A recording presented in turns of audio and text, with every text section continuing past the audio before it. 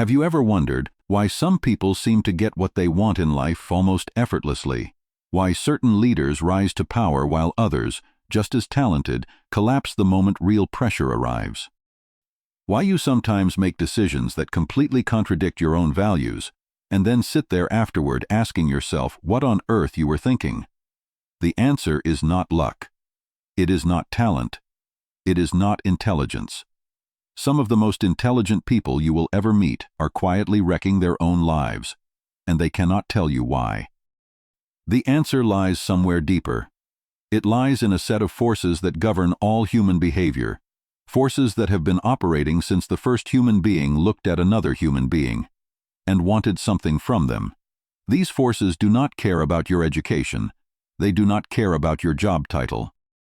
They have been shaping your choices your entire life, and the overwhelming majority of people go to their graves without ever learning their names. Today we are going deep into one of the most ambitious, most controversial, and most quietly devastating books ever written about the human condition, The Laws of Human Nature, by Robert Greene. If you have ever walked away from a conversation feeling manipulated and could not explain how it happened, if you have ever made a decision you knew was wrong while you were making it, if you have ever looked at someone close to you and thought, I have no idea who this person actually is, then the next hour is going to change the way you see other people, and more uncomfortably the way you see yourself. I want to be honest with you before we start.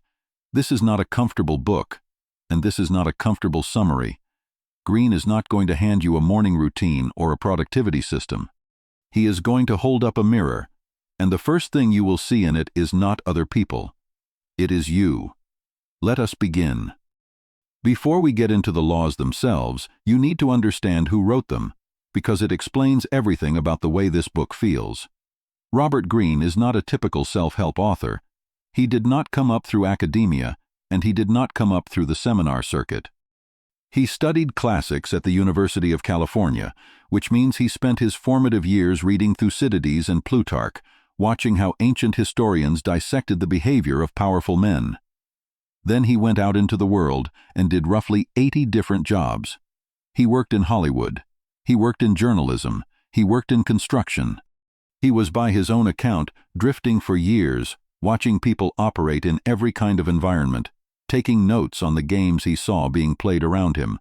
That accumulation became the 48 Laws of Power in 1998, and that book became a phenomenon in a way almost no publisher predicted. It was banned in some American prisons because it was considered too dangerous to circulate. It was embraced by hip-hop artists, by Wall Street traders, by athletes and executives, and world leaders, often for opposite reasons. Some read it as a weapon, some read it as armor. Then came the art of seduction, the 33 strategies of war, the 50th law written with the rapper 50 Cent, and mastery, each one more ambitious than the last, each one built on the same method, thousands of hours in the biographies of people who actually did the thing, looking for the pattern underneath. But The Laws of Human Nature, published in 2018, is widely considered his crowning work. Nearly 600 pages, 18 laws. This is not a book you finish in a weekend. It is a slow excavation of the human psyche, drawing on history, psychology, neuroscience, philosophy, and biography, all pointed at a single question. Why do people do what they do? His core argument is simple enough to state in one sentence and difficult enough to absorb that it takes 600 pages. Most of us move through life, essentially asleep, reacting to emotions we do not notice, driven by forces we did not choose and do not understand. And the path to power, to fulfillment, to real connection with other people, is not more effort. It is waking up. Everything else in the book flows from that one idea. So let us walk through the laws. Law number 1, master your emotional self. The law of irrationality. Greene puts this law first for a reason. Everything else in the book depends on it. We like to believe we are rational creatures. We went to school, we can do math, we can construct an argument. But Greene argues, backed by decades of research in psychology and behavioral economics, that we are dramatically less rational than we think we are. He goes further than most authors are willing to. He calls us fundamentally irrational beings who occasionally use reason as a tool, and usually as a tool to justify what we already decided to do emotionally. Think about your own life for a second. You have almost certainly made a decision you knew was wrong while you were in the middle of making it. You have argued with someone and felt that hot surge in your chest that made your thinking narrow to a point. You have held on to a belief long after the evidence stopped supporting it, because letting go of it would have cost you something you were not ready to lose. That is not a personal defect. That is the standard human operating system. Greene explains that we are running two selves at the same time. The first is the emotional self. It is ancient, instinctual, and fast. This part of the brain was built hundreds of thousands of years ago, and it is wired for three things above all: survival, status, and belonging. It acts before you know it has acted. It is already finished deliberating by the time your conscious mind arrives. The second is the rational self. It is newer, slower, and far weaker than we like to believe. The prefrontal cortex, the seat of deliberate reason, is remarkably easy to overwhelm. Add stress, fatigue, social pressure, or desire, and it goes quiet. So what does this mean in practice? It means that most of the serious damage in your life, the relationships that hurt you, the career mistakes, the conflicts that spiraled out of control over something that should have been trivial, were not driven by bad logic. They were driven by emotion wearing the costume of logic. Greene calls the underlying machinery emotional triggers. These are the childhood wounds, the buried insecurities, the fears you have never named, and they pull your strings like a puppeteer standing just out of the light. When someone criticizes your work and you erupt, the eruption is almost never about the work. It is about an old fear of being inadequate, one that was probably installed in you decades before you met this person. Here is the part most people miss. Greene is not telling you to suppress your emotions. Suppression is just another form of being controlled by them. What he prescribes is the rational self-observer. You train yourself to step half a pace back from your own emotional weather and watch it the way a scientist watches an experiment, without merging with it. The practice is simple to describe and hard to do. When you feel something strong rising before you speak, ask 3 questions. What is actually triggering this? What story am I telling myself about what just happened? Is my reaction proportional to the event, or to something older? Greene's conclusion is one of the most important lines in the entire book. The highest form of intelligence is not IQ. It is the ability to see your own emotional landscape clearly enough to stop being its servant. Everything else we discuss today sits on top of that one skill. Law number 2. Transform self-love into empathy. The law of narcissism. Here is something uncomfortable, and Greene wants you to sit with it rather than argue with it. All of us are narcissists to some degree. Every single one of us, including you, including me. Narcissism, in its basic form, is simply self-love, and a healthy amount of it is not a problem. It is where confidence comes from. It is where ambition comes from. It is what allows you to absorb a rejection and get up the next morning anyway. Without a stable core of self-regard, you would be blown apart by the first person who thought poorly of you. The problem starts when that self-love becomes so consuming that other people stop being fully real. When the world quietly becomes a stage, and every other person on it becomes a supporting character in your story. Greene draws a line between deep narcissists and functional narcissists. Deep narcissists live sealed inside their own egos. They cannot tolerate criticism, because criticism is not information to them. It is an attack on their existence. They need constant validation, and the need is bottomless, because no amount of external supply can repair an internal structure that was never built. And they are close to incapable of genuine empathy, because empathy requires making another person's experience real and important, and that competes directly with their need to be the center of everything. You have met this person, the colleague who redirects every conversation back to themselves within 30 seconds, the partner who, when you finally share something painful, immediately produces a bigger version of the same pain and takes the floor, The leader who cannot say the words "I was wrong," because saying them would crack something they do not know how to repair. But Greene's deeper point is not about spotting these people. It is about the version of this that lives in you. The antidote is empathy, but not the greeting card version. Greene calls it visceral empathy, and he treats it as a trainable skill rather than a personality trait. You either have or do not. It is the ability to step outside your own perspective completely and inhabit someone else's reality.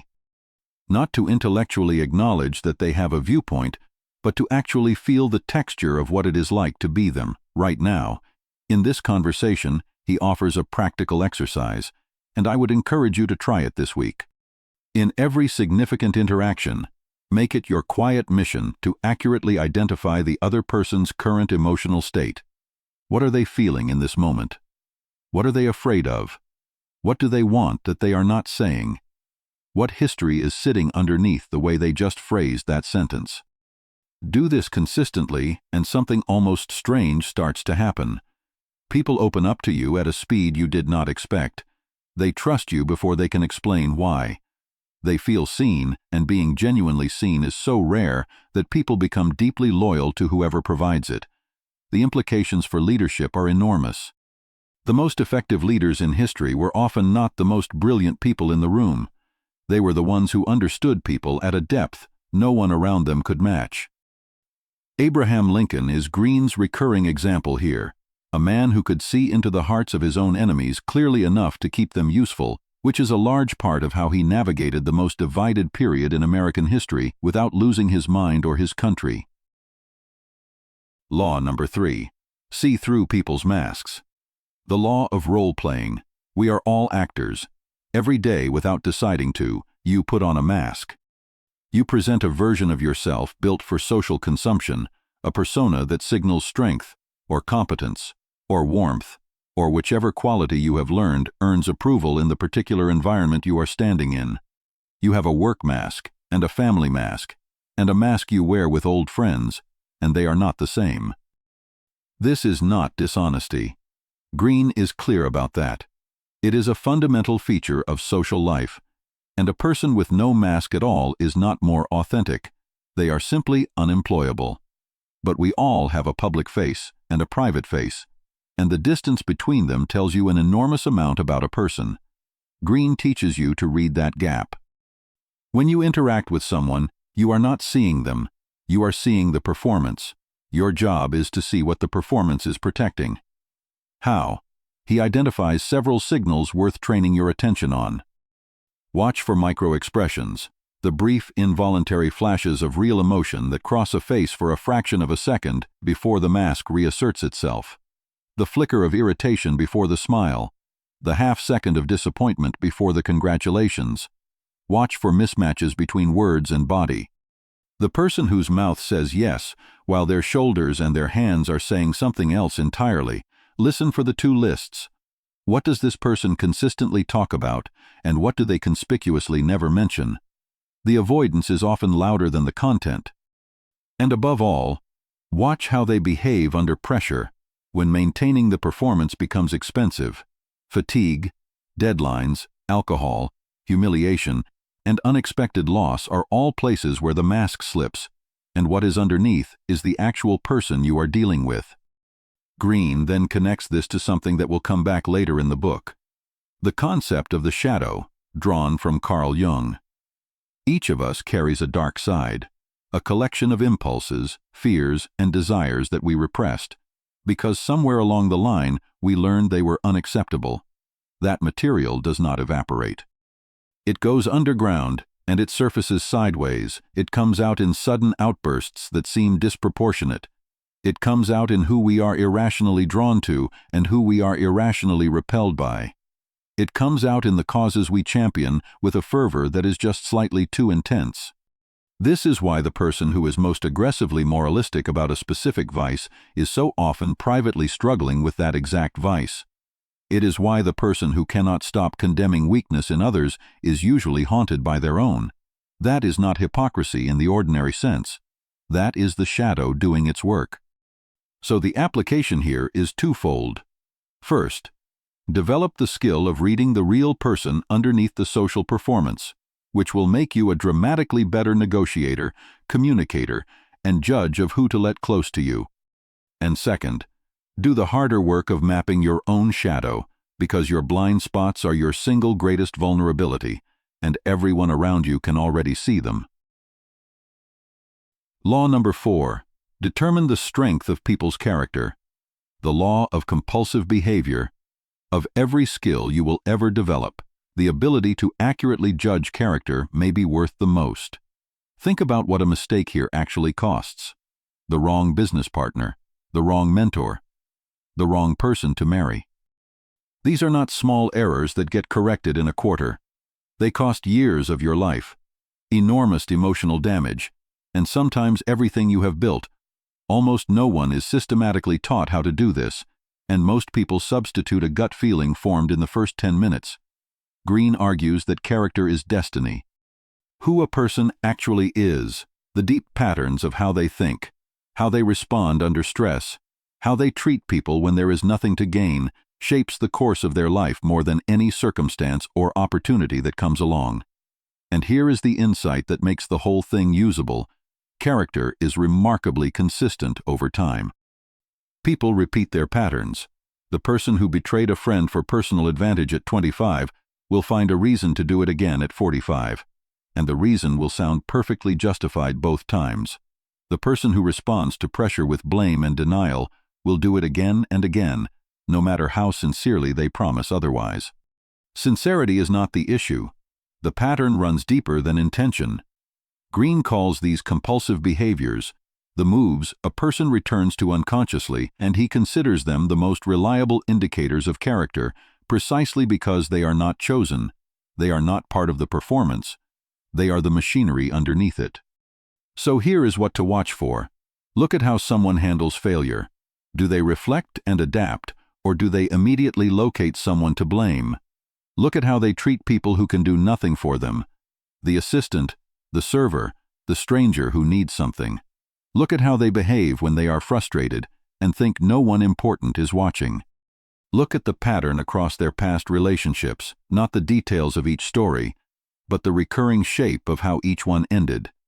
And pay close attention to how they handle small commitments, because how someone treats a promise worth nothing tells you how they will treat one worth everything. Greene also catalogues specific types worth being cautious around. The hyper-perfectionist who makes everyone near them miserable through standards no human can meet. The rebel who is addicted to conflict and will manufacture it when a situation becomes too calm.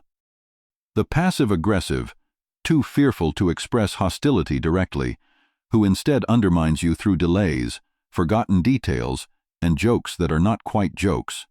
The point is not to become paranoid or cynical. Most people are neither entirely good nor entirely bad, and a person who sees enemies everywhere has simply exchanged one blindness for another. The point is to become a genuinely sophisticated reader of the people in your life, to choose your associations deliberately instead of by accident, and to position yourself near the people whose character pulls you upward. Law number 5. Become an elusive object of desire. The law of covetousness. Here is one of the most counterintuitive laws in the book, and one of the easiest to misread. To create desire in others, whether romantically, professionally, or socially, you have to understand the role of absence. Human beings desire most powerfully what we cannot easily have.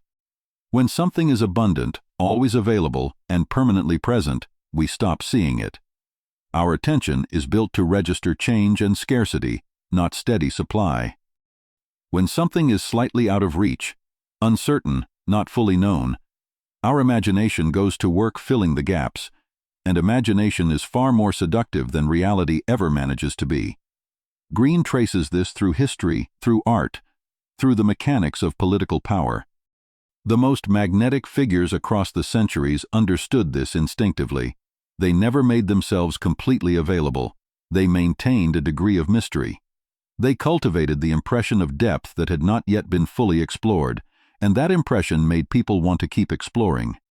Now, I want to be careful here, because this is the law people most often turn into something petty. This is not about playing games, It is not about waiting 3 hours to reply to a message so you seem important. That is a tactic, and tactics of that kind are transparent to anyone with judgment. What Greene is describing is structural. Desire needs space to exist in. When you fill every available space, when you are always reachable, always agreeing, always eager, always there, you have eliminated the room in which someone else's wanting could grow. Not through any fault of character, simply through crowding. The real application is not a technique at all. It is to build a life so genuinely full that you naturally have your own pursuits, your own commitments, your own interior world that not everyone is invited into at all times. The mystery is not manufactured. It is the residue of an actual life. And this works in every dimension, not just romance. The professional who is deeply absorbed in their own work is more interesting than the one who is always available for coffee. The friend with a real inner life is more compelling than the one who has organized their existence around your schedule. Scarcity that comes from emptiness is a trick. Scarcity that comes from fullness is simply what a substantial person looks like from the outside. Law number 6. Elevate your perspective. The law of short-sightedness. One of the most reliably destructive weaknesses in human nature is our obsession with the immediate at the expense of the important. This is hardwired. Our brains evolved to respond to what was in front of us right now, the rustle in the grass that might be a predator. The fruit that is ripe today and rotten next week. For most of our species' existence, the long term took care of itself, because there frequently was not one. But we no longer live in that world. We live in a world of compounding effects, delayed consequences, and complex social systems where the results of a decision may not surface for a decade. And in that world, an inability to think long-term is not a minor flaw. It is catastrophic. Greene describes what happens when we lose the thread as a kind of tactical hell. We become so consumed by the immediate skirmish that we forget which war we are fighting. We win the argument and lose the relationship. We take the fast money and destroy the partnership that would have paid for 20 years. We respond to the provocation, which is exactly what the person provoking us was hoping for, and in responding, we hand them the outcome they wanted. Notice how much of modern life is engineered to keep you in tactical hell. The notification, the comment. The urgent email that is urgent to someone else. An enormous amount of what feels like productivity is just fast reaction to whatever arrived most recently. The antidote Greene prescribes is the detached perspective, and it is a habit rather than an insight. You train yourself to zoom out deliberately, particularly when you are heated. When you are in the middle of something, stop and ask, in 5 years, how will this moment look? What trajectory am I actually on? Not this week, but across the next decade. What are the second and third order consequences here, not just the immediate one?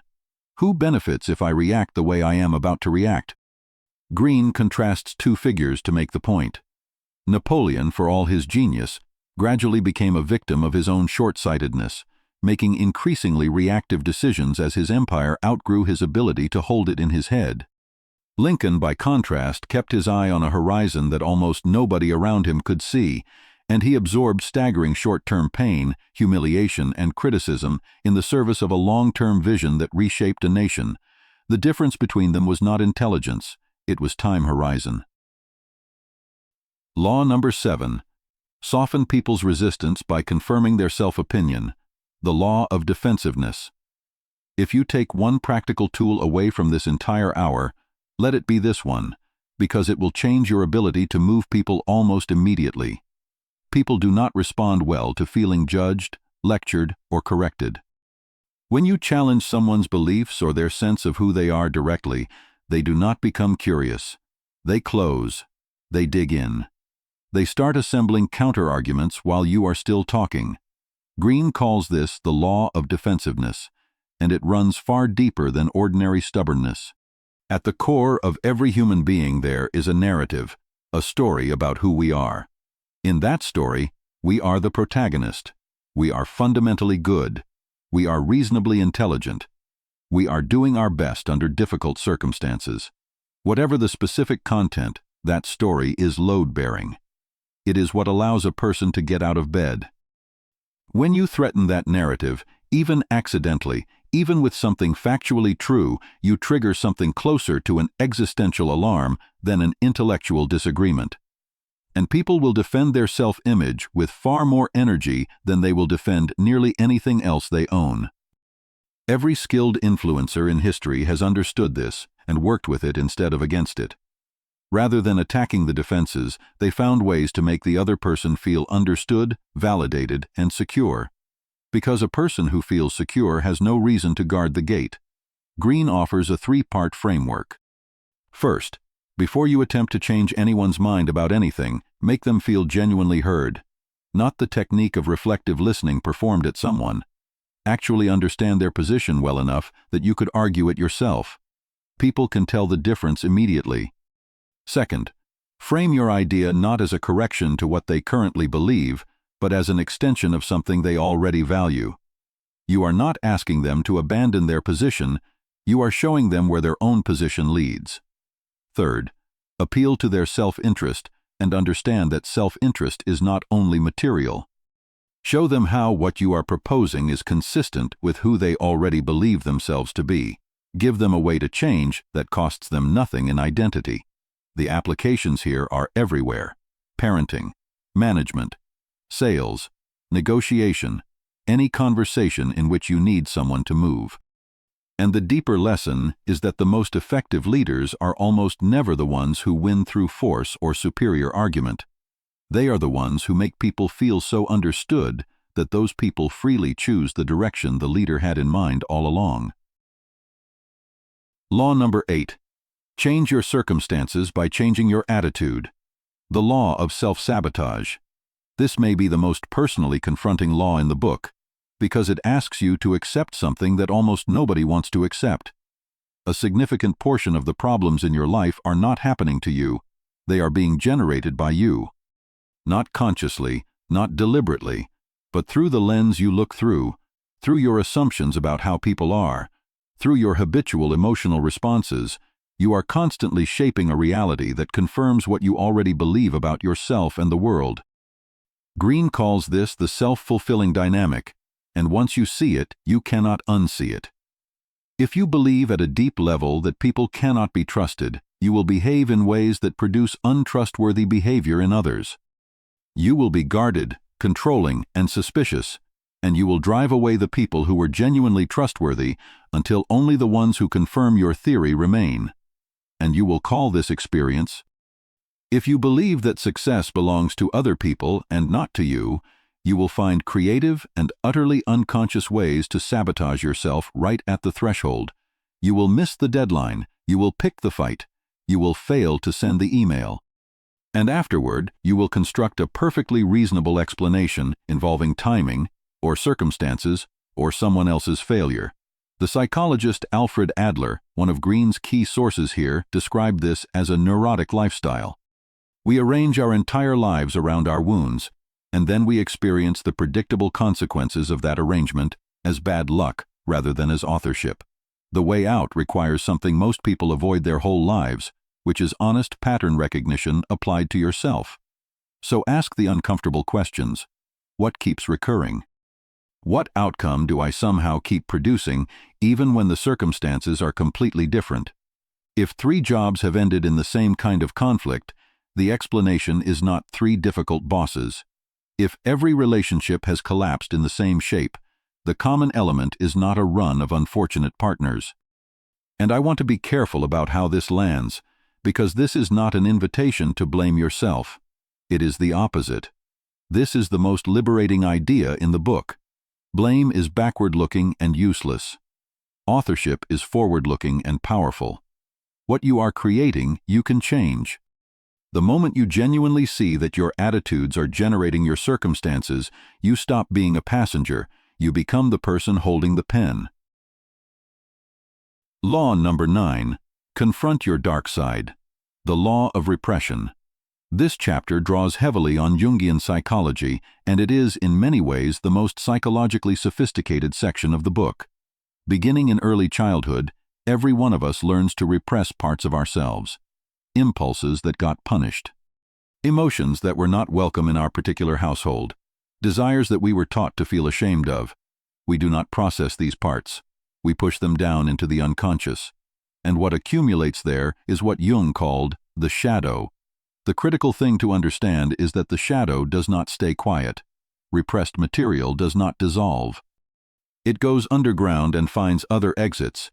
It comes out as sudden anger that is wildly out of proportion to what triggered it. It comes out as a compulsive behavior you cannot explain to yourself. It comes out as a magnetic attraction to people who are clearly bad for you, because they are living out the part of you that you disowned. It comes out in the crusades we pursue with an intensity that would make an observer suspicious. But here is Greene's most valuable insight in this chapter, and it is the one people almost never expect. Your shadow does not only contain your darkest impulses, it also contains some of your greatest gifts.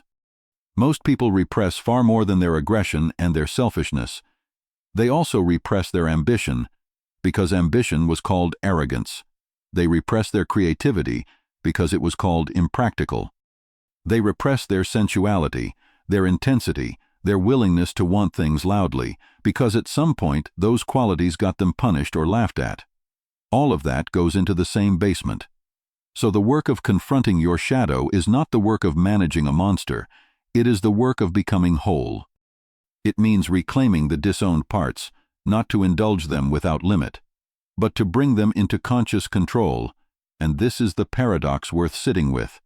The person who can calmly acknowledge their own capacity for selfishness has enormously more control over their selfish impulses than the person who insists they never have any.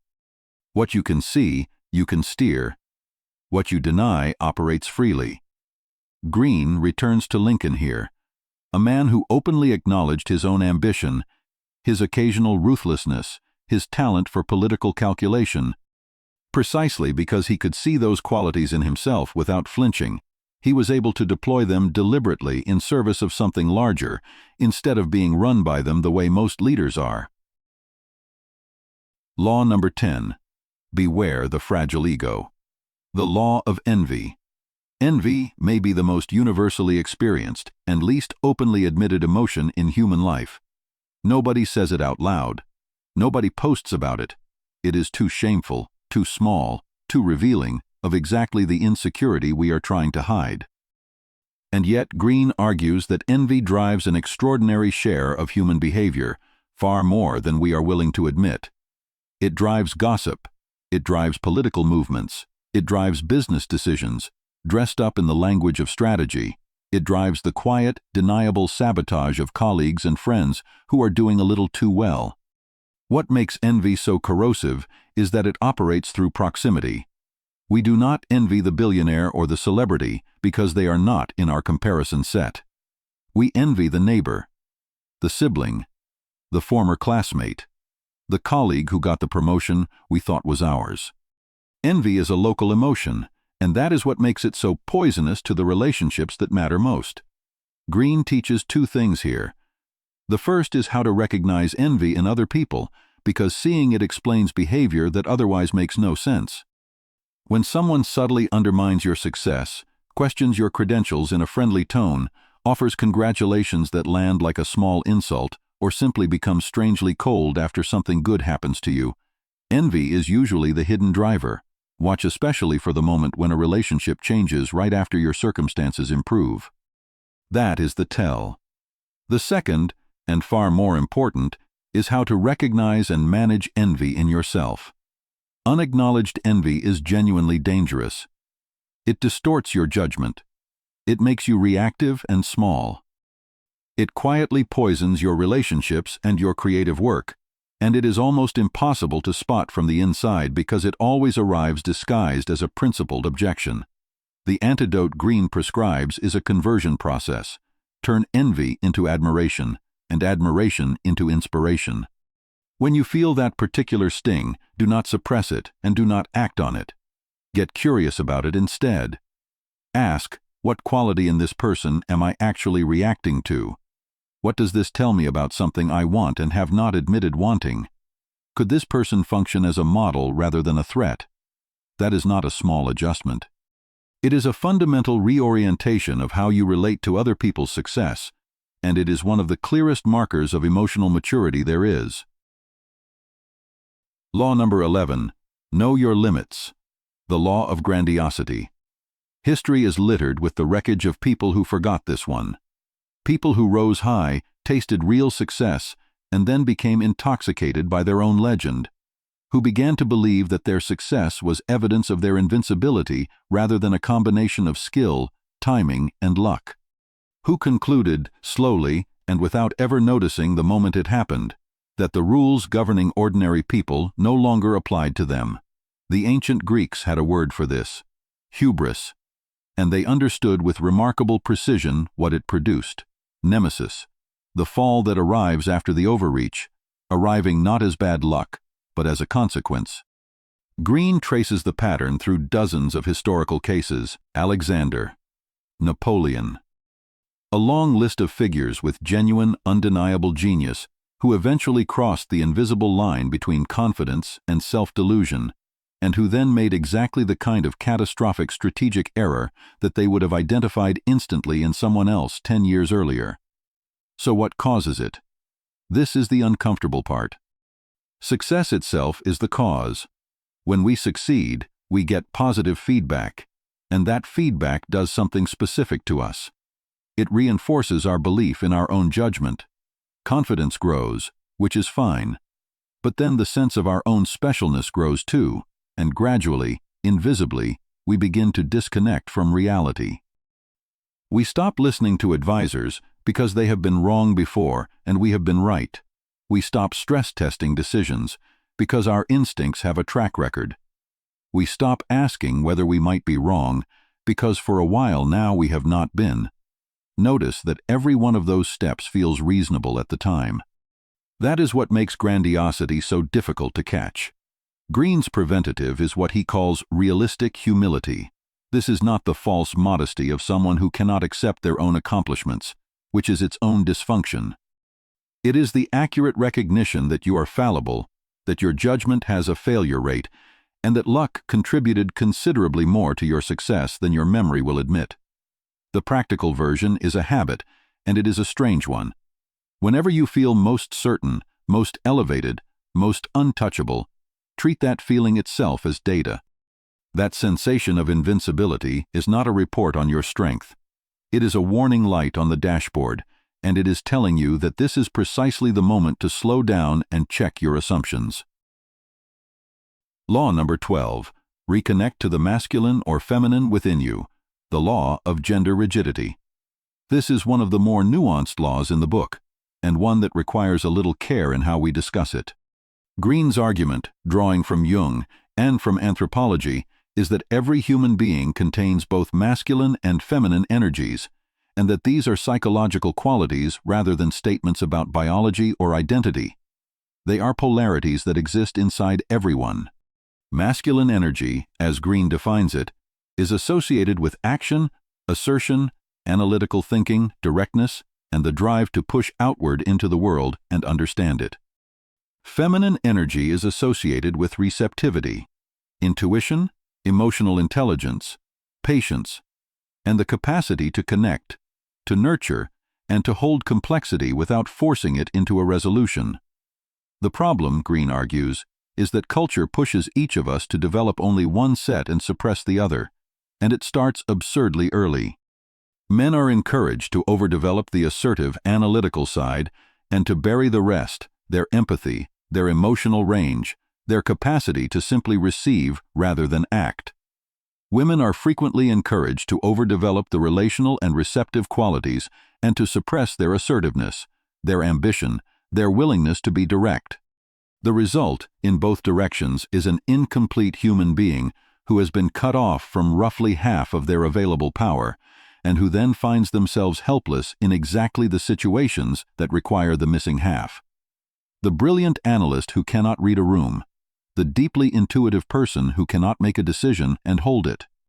The solution is to consciously reclaim what you were trained to suppress. And this is not a comfortable process, because those qualities were usually suppressed for a reason. Reclaiming them means going back to whatever taught you they were unacceptable. but the payoff is significant. The most creative and most effective people in history have very often been the ones who transcended this split, who combined serious analytical power with genuine emotional perception, decisive action with intuitive patience. Leonardo da Vinci, Eleanor Roosevelt, Lincoln, once again. These were people who contained contradictions, who could be tender and ruthless, visionary and practical, and who could choose which mode a situation called for instead of only having one available. Law number 13, advance with a sense of purpose, the law of aimlessness. Now we arrive at one of the most important laws in the book, and for many people, the most personally confronting. Greene's central argument here is that an enormous proportion of modern human suffering, the quiet desperation, the low-grade sense of meaninglessness, the chronic anxiety that so many people simply accept as the texture of adult life, is rooted in the absence of a genuine purpose. We are extraordinarily good at being busy. We fill our days with tasks, obligations, entertainment, and optimization. We have never had better tools for productivity, but underneath all that motion, there is often a disturbing hollowness, a sense of moving very efficiently toward a destination nobody ever consciously chose. Greene's concept of purpose is not the vague advice to find your passion. It is more specific and considerably more demanding. He calls it your primal inclination, a deep affinity toward a particular domain, a particular way of engaging with the world. That is unique to you, and that was almost always visible in early childhood. This is not a hobby, and it is not necessarily something you enjoy in the casual sense. Real purpose is frequently difficult. It pulls at you even when it is costing you something. It is the thing that feels more alive than anything else you do, and the thing you return to when you are most yourself and least performing. Greene argues this inclination is not random.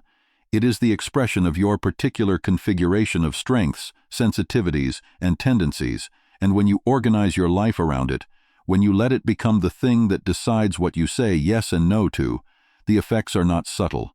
Your energy increases. Your work develops a quality that other people can feel without being able to name. Decisions that used to be agonizing become obvious, because you finally have a criterion. So how do you find it? Greene's advice is counterintuitive. You look backward before you look forward. Go back to your earliest memories of fascination before anyone told you what was practical. What pulled at you before you knew it was supposed to? What activities made time disappear entirely? What kinds of problems kept capturing your attention even when there was no reward attached to solving them? What did you do when nobody assigned you anything? The answers are already there. They have always been there. Most people simply stopped listening around the age when they were told to be realistic. Law number 14. Resist the downward pull of the group. The law of conformity. Here is something Greene wants you to understand about yourself that you will almost certainly resist. You are a different person in a group than you are alone. Not slightly different, meaningfully different. We evolved inside small tribes where exclusion was a death sentence, and that history left a permanent installation in us. In the presence of a group, our individual judgment quietly weakens. We begin, without deciding to adopt the emotional temperature of the people around us. We laugh at what they laugh at. We become outraged at what outrages them. We adjust our stated opinions toward the center of the room, and then we forget that we adjusted anything at all.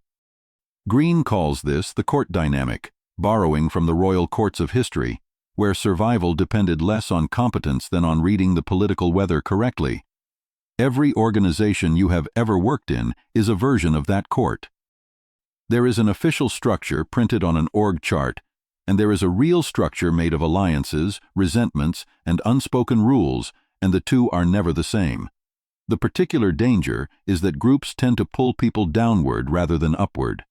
In a group, responsibility gets diffused.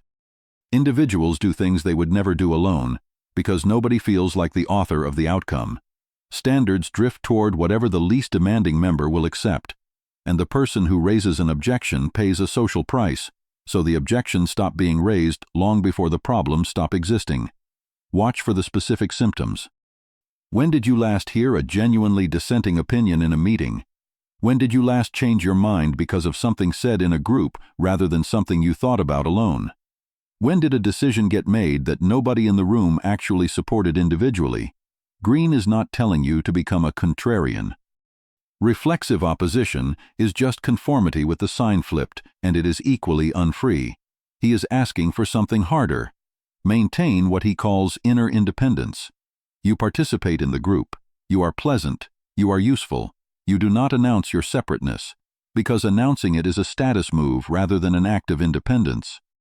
But you hold your own judgment somewhere the group cannot reach, and you reserve the right to disagree internally with any consensus, no matter how confident it sounds. And if you happen to lead a group, invert all of this deliberately. Build a culture where dissent is genuinely rewarded, not merely permitted in the mission statement. Actively find the person who disagrees and give them the floor. Because the moment your group becomes comfortable, it has stopped being able to see reality, and it will keep feeling excellent right up until the collision. Law number 15. Make them want to follow you. The law of fickleness. Everyone wants authority. Almost nobody understands what it actually is. Greene draws a sharp line between power and authority, and it is worth holding on to. Power is the ability to make people comply. Authority is the ability to make people want to follow. Power depends on leverage, and leverage is always temporary. Authority depends on something people grant you voluntarily, which means it can survive circumstances that would destroy positional power completely. And here is the uncomfortable half. People are fickle. Whatever they gave you, they can take back. Greene points out that the same crowd that elevates a leader will turn on that leader with astonishing speed, and this is not a modern phenomenon produced by the internet. It is one of the oldest patterns in recorded history. The reason is that followers project enormous expectations onto whoever they follow, expectations no human being can permanently satisfy, and when reality inevitably falls short of the projection, the disappointment converts directly into resentment. So how do you build authority that survives this? Greene's answer is that authority is earned through a specific set of demonstrated qualities, and none of them can be faked for long. The first is vision, not a slogan, but a genuine ability to see further ahead than the people around you and to be right often enough that they notice. The second is empathy, which brings us back to Law 2. People follow those who understand them, and they can detect the difference between being understood and being managed. The third is what Greene calls a tone of authority, a quality of calm certainty that people read instantly and unconsciously. This is not volume. Loudness signals insecurity. It is the composure of someone who is not asking to be reassured. The fourth is a willingness to make decisions and absorb the consequences of them personally. Nothing destroys authority faster than a leader who is visibly hunting for someone to hand the blame to. And the fifth is one people underestimate. Deliver something real. Authority built on charisma alone has a short half-life, because charisma makes promises that only results can pay. Greene's warning is that once you have authority, the greatest danger comes from inside you rather than from your rivals. Success makes leaders defensive. They start protecting their position instead of doing the work that earned it. They surround themselves with people who agree. They lose contact with the ground, and they mistake the absence of criticism for the absence of problems. If that sounds like Law 11 arriving again in different clothing, that is not an accident. Greene's laws are a system, and grandiosity is how most authority ends. Law number 16. See the hostility behind the friendly facade. The law of aggression. This is one of the darker chapters in the book, and one of the most practically useful. We have a comfortable story about aggression. We imagine it as something that belongs to a small number of obviously dangerous people, the shouters, the bullies, the visibly angry. Greene argues that this story is a fantasy, and a costly one. Aggression is universal. It is the drive to assert ourselves, to control our environment, to get what we want in a world where resources and status are limited. Every human being has it. What varies is not the presence of aggression, but its expression, and in a civilized society, direct aggression is punished. So it goes underground and reappears in forms that are socially survivable. This is what Greene calls passive aggression, and once you know how to see it, you will recognize it everywhere. It is the complement with a small blade inside it. The chronic lateness that communicates exactly how much your time is valued. The promise that is technically kept and functionally useless. The question in a meeting that is not a question. The help that arrives just late enough to be worthless. The joke that everyone laughs at and one person does not.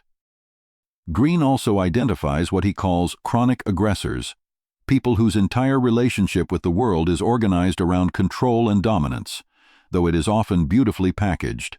They frequently present as charming, generous, even self-sacrificing, and the aggression only surfaces when they encounter resistance. Watch what happens to their tone the first time you say no. The signals to watch for are consistent. A history of conflicts in which they were always the wronged party. An unusual sensitivity to any perceived slight. A need to win exchanges that do not need to have winners. And a pattern of testing boundaries early with small violations to establish what you will tolerate. Greene's advice is direct. Do not attempt to reason a chronic aggressor out of their nature, and do not imagine that your patience will eventually convert them. Their behavior is not a misunderstanding you can resolve. Recognize the pattern early, and either establish extremely firm boundaries or remove yourself from range. And then he turns the mirror around, as he always does. You have this drive too. All of your unexpressed frustrations, your resentments, your suppressed anger do not vanish because you consider yourself a reasonable person. They come out sideways, in your tone, in your timing, in the things you forget to do. The healthiest path is not to eliminate your aggression, which is not possible, but to channel it consciously into ambitious work, into direct, honest confrontation when confrontation is warranted, and into building something that requires that kind of energy to build. Law number 17. Seize the historical moment. The law of generational myopia. Here is a law that most summaries skip, and it is one of the most quietly interesting ideas in the book. You were shaped by the era you grew up in far more than you realize. Greene argues that each generation develops a distinct psychological character, formed by the events that occurred during its members' formative years. The economic conditions, the wars, the technologies, the collective moods. This shapes your values, your assumptions about what is normal, your sense of what is possible and what is naive. And it does all of this invisibly. You experience these things as your personal opinions arrived at independently. Mostly they are the water you grew up swimming in. This is generational myopia. We mistake the spirit of our particular moment for permanent truth about how the world works. You can see the pattern in the way generations misread each other. Every older generation looks at the younger one and sees softness or recklessness. Every younger generation looks at the older one and sees rigidity or complicity. Both are reading the other through assumptions that were formed by conditions the other never lived through. And both are absolutely certain they are simply being objective. Greene's practical point is that this blindness costs you. If you cannot see the spirit of your own moment, you cannot position yourself relative to it. You will keep applying the strategies that worked in the world you internalized at 22, and you will not understand why they are producing worse and worse results. So he asks you to do something genuinely difficult. Study your own generation the way you would study a foreign culture. What events shaped the people you came up with? What do all of you assume without ever discussing it? What are the recurring anxieties, the shared reflexes, the things everyone in your cohort finds obvious? Then look outward. What is actually happening right now, in this decade, in technology, in economics, in what people want and fear? Not what should be happening. What is? The people who make an outsized impact are almost always the ones who correctly read the moment they were standing in. They saw where things were moving, while everyone around them was still solving the previous decade's problem. That is not prophecy. It is simply the willingness to look at the present without insisting it resemble the past. Law number 18. Meditate on our common mortality. The law of death denial. We have saved the most profound law for the end, because this is the one that, when it genuinely lands, reorganizes everything else. We are the only creatures on this planet who know we are going to die. And that knowledge is so destabilizing that an enormous amount of human civilization can be understood as an elaborate system for not thinking about it. We stay busy so there is no silence in which the thought could arrive. We accumulate possessions that create an illusion of permanence. We chase fame, which is a bid for a kind of immortality. We pour ourselves into ideologies and institutions that will outlast us. We build families and legacies and monuments. The psychologist Ernest Becker made this argument in his landmark book, The Denial of Death, and Greene builds directly on it. Underneath a startling amount of human striving is a terror we will not name. And here is the paradox that Greene draws out with real clarity. Our denial of death does not protect us from death. It only costs us our life. When we are not confronting our mortality, we are not fully awake. We drift. We postpone. We spend enormous energy on the opinions of people who will also be gone, over matters that will not survive the decade. We defer the conversation, the work, the apology, the risk, on the unexamined assumption that there will be time. And there is time, right up until there is not. The Stoics understood this completely, and their solution was not a comfortable one. Memento mori. Remember that you will die, not as a counsel of despair, and not as morbidity, but as the sharpest instrument available for cutting away everything that does not matter. Because that is what awareness of mortality actually does. It functions as a filter. When you hold your own finitude clearly in mind, the trivial falls away almost automatically. The grudge becomes uninteresting. The status anxiety becomes absurd. What remains is a short list, and it is the same short list for nearly everyone. How you spend your limited hours, what you make. How you treat the people you love, who you are in the moments that actually define you. Greene asks us to use this awareness not to fall into nihilism, but to live with a sense of urgency and clarity that only mortality can supply. A day lived without any awareness of its finite nature is a day lived at half power.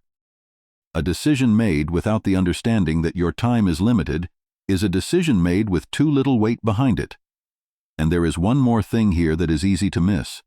This awareness is not only sharpening, it is connective. Everyone you will ever meet is facing the same ending. The person who irritated you this morning is temporary and knows it somewhere underneath. Held properly, mortality is the one fact that makes genuine compassion almost automatic. After 18 laws and nearly 600 pages, Greene arrives at a conclusion that is both simple and, I would argue, revolutionary. The purpose of understanding human nature is not to become a manipulator. It is not to acquire leverage over other people. Anyone who reads this book that way has read the surface and missed the argument entirely. The purpose is to become what Greene calls the ideal observer. A person who sees clearly, who knows themselves deeply enough that their own reactions stop ambushing them, who understands others with real empathy rather than tactical interest, and who can move through the complicated terrain of human relationships with wisdom instead of constant collision. This is what Greene means by the rational self, and it is worth being precise about, because the phrase invites the wrong image. He does not mean the cold, calculating machine of old philosophy. He does not mean a person who has amputated their feelings.